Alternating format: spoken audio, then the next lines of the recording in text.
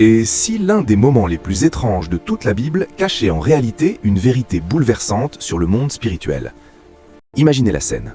Un homme marche vers un territoire redouté, un lieu dont tout le monde parle à voix basse, un endroit où personne n'ose s'aventurer la nuit. Des tombes, des collines rocheuses, le vent qui souffle entre les pierres, et quelque part dans l'ombre, un homme possédé par des forces que personne ne peut contrôler. Puis, Jésus arrive, et ce qui va se passer ce jour-là va provoquer l'une des scènes les plus mystérieuses de tout le Nouveau Testament. Des démons vont supplier Jésus, pas pour être pardonnés, pas pour être libérés, mais pour entrer dans un troupeau de cochons. Pourquoi? Pourquoi des esprits démoniaques demanderaient-ils cela? Pourquoi Jésus accepterait-il? Et pourquoi la suite de l'histoire semble-t-elle encore plus étrange que la demande elle-même? Pour comprendre ce moment choquant, nous devons revenir au début de l'histoire. L'épisode se déroule dans la région des Géraséniens, de l'autre côté du lac de Galilée. Ce n'est pas un territoire juif traditionnel, c'est une zone païenne, influencée par la culture grecque et romaine. Un endroit où les lois religieuses juives ne sont pas toujours respectées. C'est déjà un détail important, parce que dans cette région, il y a des cochons. Et pour les Juifs, le cochon est un animal impur. Mais avant même de parler des cochons, il y a cet homme, un homme brisé. Les évangiles racontent qu'il vit parmi les tombeaux. Personne ne peut le maîtriser. Les habitants ont essayé de l'attacher avec des chaînes, mais il les brise. Nuit et jour, il crie dans les montagnes et se blesse avec des pierres. Imaginez l'intensité de cette scène. Un homme perdu, isolé du monde, habité par une force invisible qui le torture. Puis, Jésus descend de la barque. Et au moment où cet homme voit Jésus, quelque chose d'incroyable se produit. Les démons à l'intérieur de lui reconnaissent immédiatement qui il est. Il crie: « Qu'y a-t-il entre toi et moi, Jésus, fils du Dieu très haut ?» Arrêtons-nous un instant sur ce détail. Les démons savent exactement qui est Jésus. Avant même que beaucoup d'humains ne comprennent sa véritable identité, les forces spirituelles, elles, n'ont aucun doute. Elles savent, et elles ont peur. Jésus alors demande une question simple. « Quel est ton nom ?»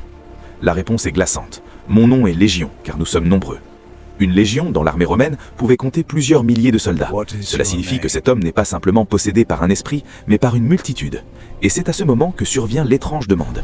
Les démons commencent à supplier Jésus. Ils ne veulent pas être envoyés dans l'abîme, ils ne veulent pas être chassés loin de cette région.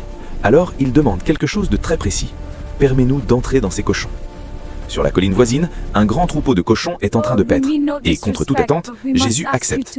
Les démons sortent de l'homme, ils entrent dans les cochons. Et soudain, tout bascule. Le troupeau entier se met à courir, comme pris de panique. Des centaines d'animaux se précipitent vers la pente abrupte. Et en quelques secondes, ils plongent dans le lac. Tous. Les cochons meurent noyés. Une scène spectaculaire, presque irréelle. Mais la vraie question reste entière. Pourquoi ? Pourquoi ces démons voulaient-ils entrer dans des cochons? La Bible ne donne pas une seule réponse explicite, mais au fil des siècles, plusieurs interprétations fascinantes ont émergé. La première possibilité touche même à la nature même des démons. Dans la pensée biblique, les esprits démoniaques cherchent constamment à habiter un corps. Ils semblent incapables de rester longtemps sans hôte physique. C'est comme s'ils avaient besoin d'un corps pour agir dans le monde matériel. Quand Jésus les chasse de l'homme, ils savent qu'ils vont perdre leur point d'ancrage. Entrer dans les cochons pourrait être pour eux une tentative désespérée de rester dans le monde physique. Mais cela n'explique pas tout.